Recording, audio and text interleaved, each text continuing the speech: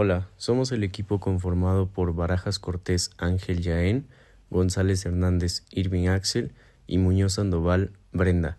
Y en este video les vamos a presentar el reporte de la práctica número 2 titulada Circuito RL.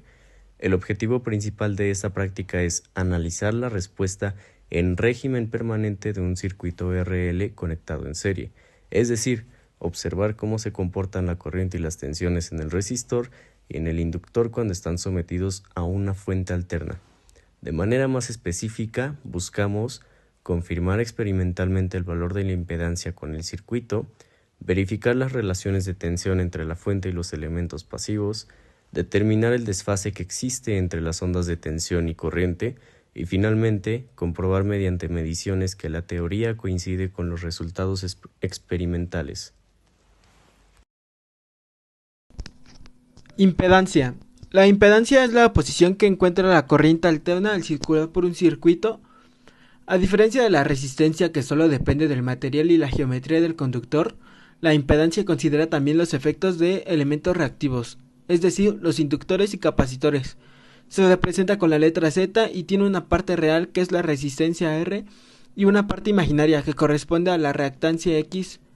En forma compleja, Z es igual a R más JX, donde J es la unidad imaginaria. La magnitud de la impedancia se obtiene con Z igual a raíz cuadrada de R cuadrada más X cuadrada, y el ángulo asociado a este indica el desfase entre la corriente y la tensión. El diagrama de impedancias es una herramienta gráfica para representar la impedancia en el plano complejo. En este diagrama la resistencia se ubica en el eje horizontal y la reactancia en la vertical. Así se puede visualizar no solo la magnitud de la oposición al paso de la corriente, sino también el ángulo de fase que provoca en la señal.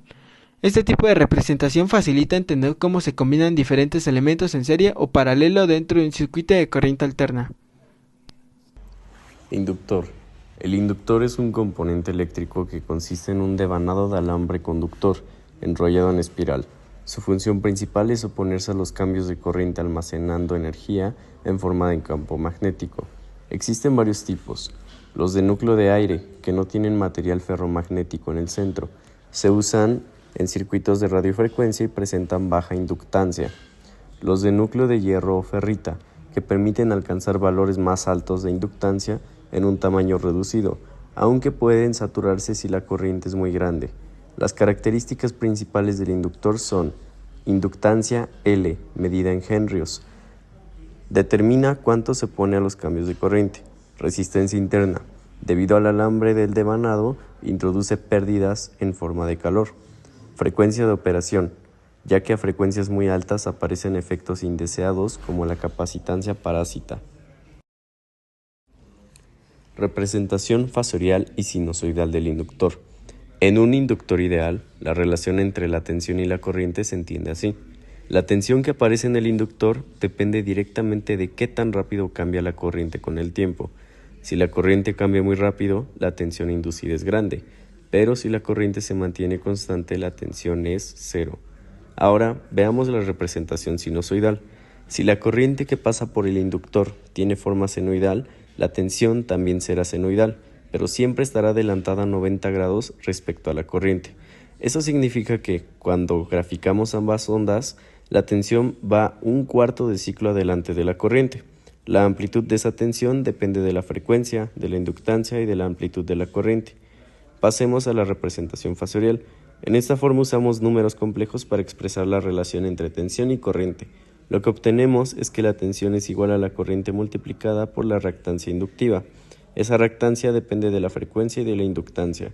El número imaginario J que aparece en la ecuación nos indica precisamente que la tensión se adelanta a 90 grados respecto a la corriente. Los materiales que utilizamos en la práctica fueron un resistor cerámico de 330 ohms a 10 watts, un inductor de 125 mHz, una fuente regulable de corriente alterna de 0 a 120 volts, dos multímetros digitales, un osciloscopio con puntas y caimanes de conexión y una clavija de conexión. Nuestro procedimiento realizado fue: paso 1. Armar el circuito en serie con el resistor y el inductor conectados a una fuente de corriente alterna, tal como lo indicó el profesor. Paso 2. Con los multímetros medimos la corriente total, la tensión del resistor y la tensión del inductor. Paso 3. Utilizamos el osciloscopio para observar las ondas de voltaje y corriente y determinar el ángulo de fase con los datos. Paso 4. Registramos los valores analíticos y experimentales en las tablas para comparar los resultados y comprobar si nuestras mediciones eran correctas. En el análisis del ángulo de desfase, el osciloscopio mostró que la corriente se atrasa con respecto a la tensión de la fuente, lo que corresponde al comportamiento esperado en un circuito RL.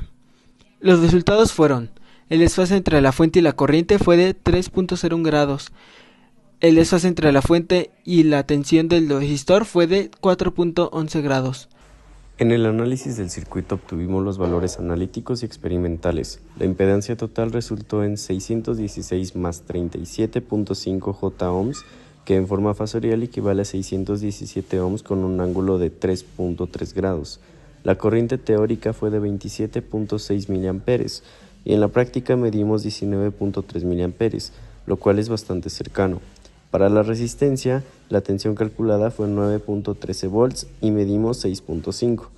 En el inductor, el cálculo dio 7.93 volts y medimos 5.62, también con muy buena aproximación. Finalmente, al revisar el desfase del inductor con el osciloscopio, encontramos un retraso aproximado de 4 grados, lo que confirma que la tensión en el inductor se adelanta respecto a la corriente.